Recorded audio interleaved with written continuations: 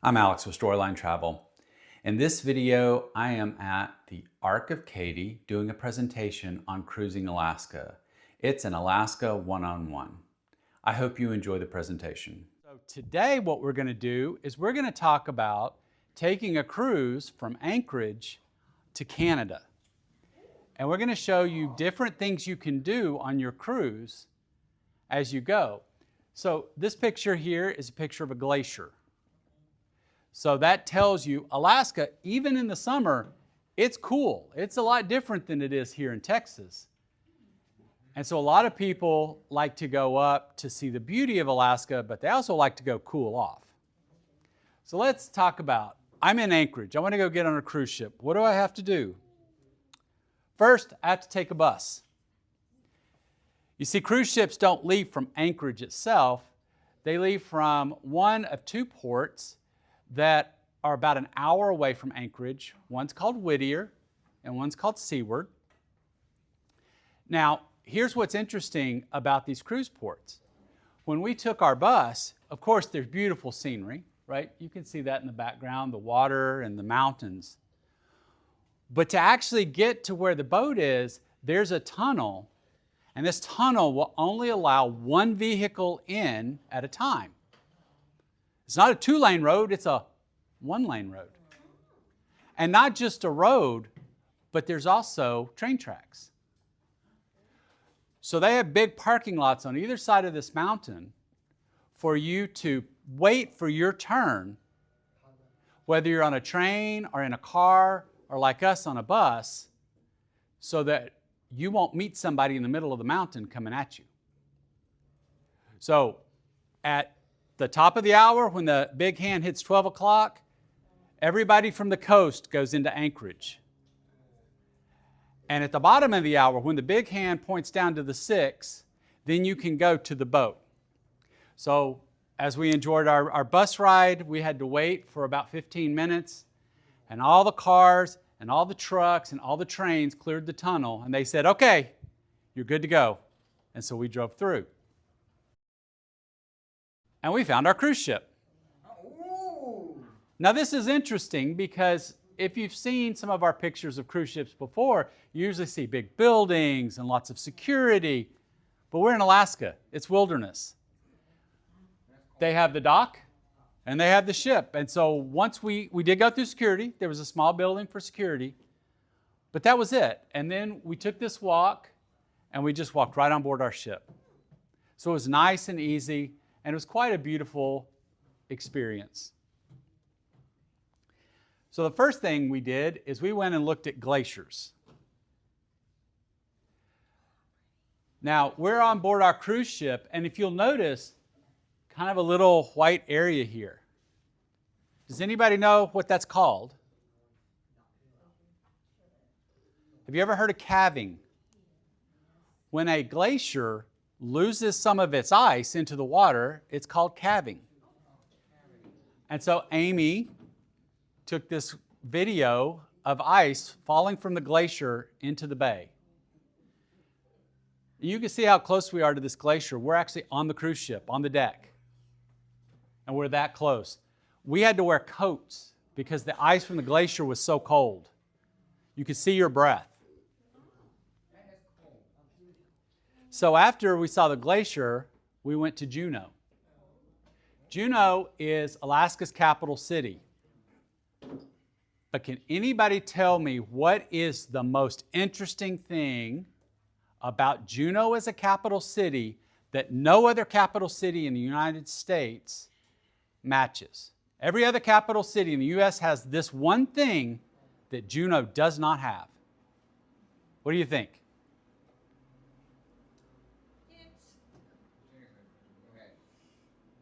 You kind of like to drive on it. They have cars.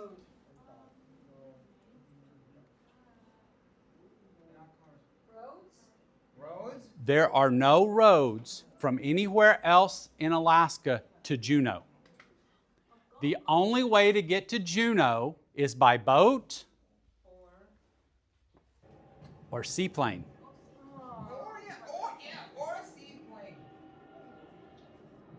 So while we were on our cruise ship, we watched someone come in to visit Juneau. They may have had business. So these are the two ways to get to Juneau, the state capital of Alaska. And that's the city right there. So one of the reasons that there's no roads are the mountains. The city's completely surrounded by mountains or water. But here's something that was fun. Do y'all remember going to high school? You remember playing football, volleyball, baseball? So the teams in Alaska, they play the same sports, and they have high schools. So they take planes when they have team meeting, when they're visiting Juneau, they have to take planes to fly in. So imagine if you wanted to go see your favorite football team play in Juneau, you had to catch a plane because there's no driving, there's no buses.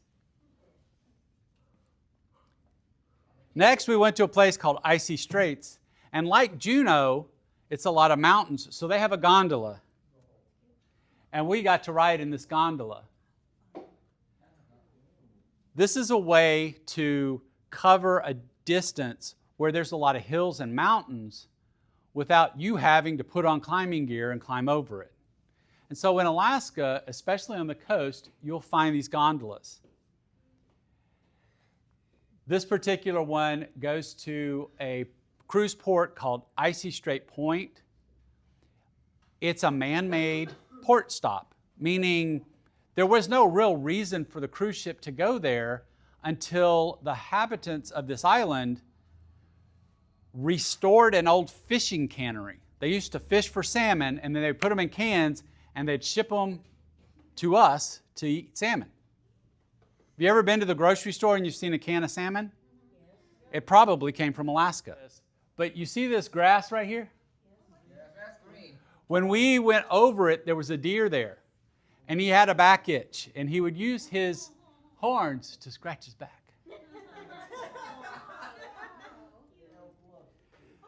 Then we went whale watching. Is that a whale? This is a whale tail, and this is actually one of our pictures. We got to see this little fella.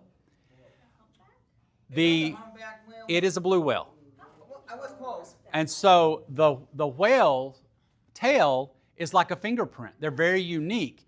If you take a picture like this and you send it to a whale watching website, they will not only tell you the name of the whale, but where they are in the world. So where do you think whales go in the winter? Hint, they don't stay in Alaska. They go to Hawaii. So in the winter, if you go to the island of Oahu in Hawaii, for example, there are places you can go out on the coast and you can watch for the whales. If you've identified a whale and you track them, you can see if they went to Hawaii or not. One of the things we learned about whales is that they can dive for about 8 minutes. So once you find a whale, you can see them playing. By the way, you see the water? They're blowholes. They're shooting out. That's your first sign that there's a whale. You look for the spout, and then you can see them playing. But after a while, they go, "Oh, you're watching me," and they go and hide, and they'll go under the water. But what we know is that they can only hold their breath for about 8 to 10 minutes. So we would go, and when they would go underwater and disappear, we would start counting down and waiting for the 8 minutes for them to come back. And then sure enough, they would pop back up, and we would see them blow the water out their blowholes, and they would come back to visit. So during this trip, it's about 30 minutes, we got to see 3 different sightings of whales. But not to be outdone, we had other friends who came to visit us. Seals. The seals started getting jealous because everyone was taking pictures of the whales. And they showed up and they said, "Hey, what about us?" And so this little guy was right at our boat. He's swimming around. He's like, "Hey, I want some attention too." And he wanted us to take his picture. Ketchikan is a port stop in Alaska. It's a very popular one. And I found someone when I was in Ketchikan, roaming around. Okay. Oh yeah, she's a little embarrassed. But Ketchikan is known for its salmon. In fact, in the middle of the city, there's something called a salmon ladder. And what's happened is that the residents of Ketchikan have built a series of platforms or a series of pools that go increasingly higher upstream to allow the salmon to get upstream to have more salmon, have more fish, okay? These little pool steps help them jump up and give them the chance to get up higher. While we looked, we really couldn't find a good picture of it, but think of stair steps, but it's water, and the fish will jump from one pool to the next to the next. Now I want to teach you, this I learned in Alaska, this picture. There are 5 types of salmon that are common in Alaska. And here's how to remember what they are. Chum salmon, because it rhymes with thumb. Chum. Pointer, sock you in the eye, sockeye salmon. Your biggest finger, the king of all fingers, is king salmon. What do we wear on this finger? We wear jewelry, so it's a silver salmon. And last but not least, our pinky is pink salmon. So chum, sockeye, king, silver, and pink. Next, we went to for us, a very new spot. It's a port called Klawok, which is a Alaska native term. And we got to meet this fine gentleman. He is a totem carver. So his job is to make totem poles. And he got to show us some of how he carves these. I know it's a little hard to see, but they have pencil drawings. And each pencil drawing is a place he's going to carve or not carve so that his end result is a totem pole. Today, Alaska totem carvers rarely create new totems. They do, but it's actually rare. What they're doing today is they're replacing some of the older totems that have rotted or been stolen over the years. And so this gentleman, he works with the government around Klawok in replacing different totems. But he also showed us something very interesting. Does anybody know what this is? Any guesses? There is a slingshot? It's a fish hook. Oh, fish hook. All right, we're going to show him demonstrate how it works. And then they just inhale, and their nose hits there. And then they can't go anymore, so they reverse the flow. Right. And it's hooked right in there. Yeah. And it's just tight. Okay? Okay, so it had that little sharp piece of wood out, right? They'll put some bait in the middle of that, and the halibut will come in to get the bait, and their nose hits that little Y. And it goes, oh, I don't want that. And he tries to back out, and that little piece of wood catches him. Now, halibut are huge. That's why this thing is so large. And it takes usually 2 to 3 fishermen to pull the fish out of the boat. This is a very old and original style hook, and the locals still use it to pass down that tradition of fishing in this area. So we want to show you some of the totems. There was a totem park that we went to after we talked with the carver, and it was raining. It was wet. But each totem tells a story. This one is talking about fishing for crabs. And so they tell different stories. Sometimes it's a story that tells of the activities of a village.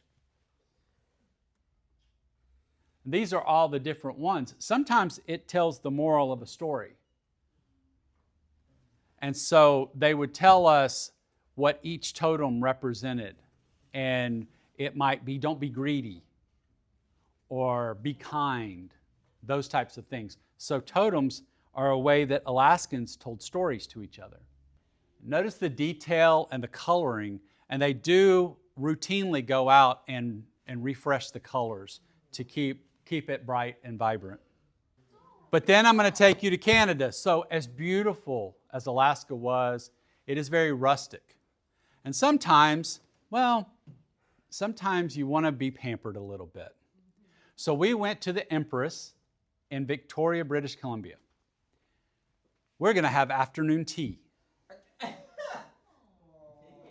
This is the Empress. It is a hotel. It's in the heart of Victoria. Right across the street, actually, is the Victoria Harbor. So you have these beautiful water views, a marina with beautiful boats, and of course this, what looks like a castle hotel that we got to enjoy afternoon tea. Has anyone ever heard of a tea light? The little small candles, okay? They actually use those to keep the tea warm while you're enjoying tea. So the name actually represents what it's for. We had different types of teas. We had a menu here. And this is pretty cool. You see the little brown, white, and green timers? Yeah. That's to tell you when your tea is ready. So as they put the tea bag in the hot water, they would turn the hourglass upside down, and the different colors are different speeds of the sand. And so if you're really thirsty, you wait till the first one empties and then you go. But if you want a nice rich tea, you wait till the last one empties, and it's had plenty of time to set in the water. We had a server who came and explained we had two different types of teas, and he explained the different tea when he recommended we drink it, when it was the appropriate strength. And then if you kind of noticed in the background, they had a 3-tiered snack tray that they set down with scones, traditional afternoon tea from England, finger sandwiches, usually there's a cucumber sandwich in there, and then of course the top is sweets, because everyone needs sweets. We enjoyed all of these sweets, but we also want to say thank you. That's our presentation of Alaska.